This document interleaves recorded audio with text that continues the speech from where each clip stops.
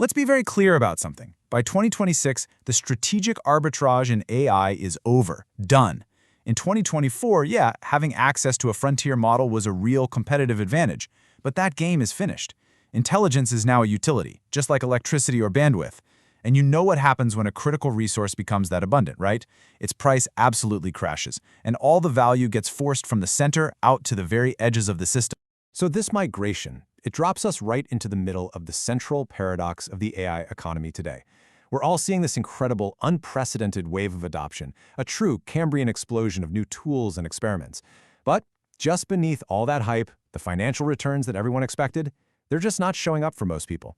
The initial euphoria is giving way to a much, much harsher business reality. 15%. That's it. That is the tiny fraction of enterprises reporting any kind of meaningful financial impact from all their AI investments. Now, just stop and think about what that number actually means. For the other 85%, the billions with a B, poured into this tech are not creating any defensible value. This isn't just a rounding error. It's a massive systemic signal that the dominant strategy that everyone's been following has failed. So the crucial question has to be, where did all that value go? It didn't just disappear into thin air. It leaked. It's draining away through a fundamental flaw in how the market thinks about where value is created, and more importantly, where it can be captured.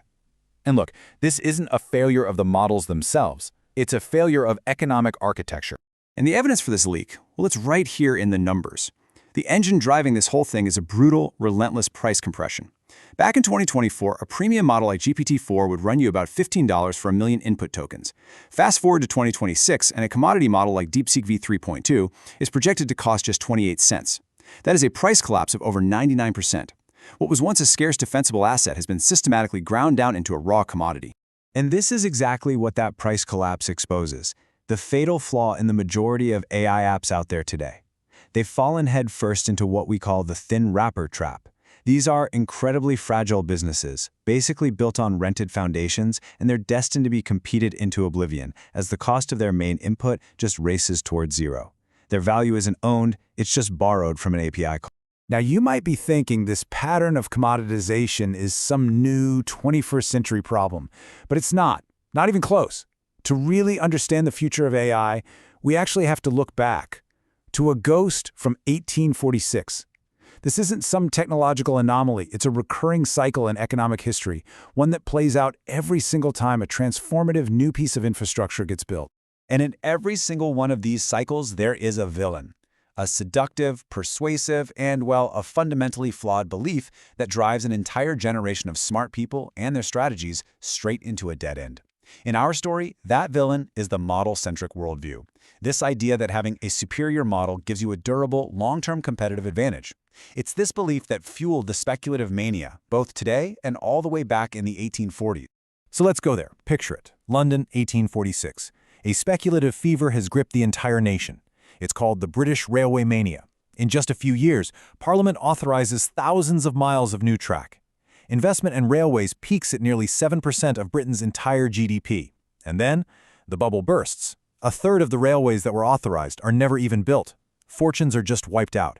From the inside, it looked like an absolute catastrophe. But when the dust finally settled, Britain was left with a 6,000-mile rail network that became the commoditized backbone of its entire industrial economy.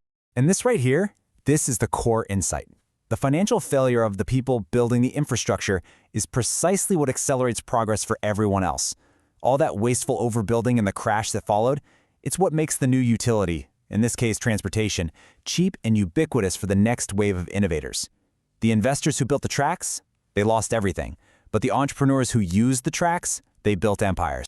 So that historical lesson gives us the key to our hero, a new strategic map for this commoditized landscape. It's called the smiling curve. It defeats that model-centric villain by showing us exactly where value is leaking from and, way more importantly, where it's all starting to pile up now.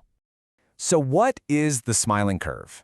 Think of it as a map of this great value migration. The middle of the curve, that's the zone of pure models and all those thin wrappers we talked about. It's collapsing into a low-margin kill zone. All the profits, the defensibility, the actual value, it's fleeing to two very distinct poles. Downstream to the capital-intensive world of hyper-infrastructure, and upstream to the knowledge-intensive world of vertical workflows. Okay, so let's dig into that first pole of the curve. We'll call this the infrastructure deep state. This is where value is captured by controlling the physical, capital-intensive foundations of the entire AI economy. This is a game of atoms, not bits. It's about physics, not software. And to really get this pole, you have to understand something called the scarcity stack. Value relentlessly moves to the next scarce layer. For a while, the bottleneck was compute, who had the most GPUs. That era is basically over. The bottleneck is now shifting hard to energy and cooling. The game isn't about who has the chips anymore, it's about who can secure the power. And soon, it's going to migrate again to who can command physical execution in the real world. The scale of this infrastructure play it's just staggering. The major tech hyperscalers are deploying over $300 billion a year in capital expenditures. This isn't just an investment. This is the construction of an economic moat so wide and so deep, it's nearly impossible for anyone new to cross it. They are using pure capital to lock down the bottom of the curve. And what's the real-world constraint all this capital is trying to solve for? It's not algorithms. In some key regions, the wait time to connect a new data center to the electrical grid is now over 7 years. The true bottleneck is physical. It's energy, it's grid access, it's regulatory approval. This is a moat being built out of steel and concrete, and it has almost nothing to do with how good your language model is. And this number signals the next frontier of that scarcity stack.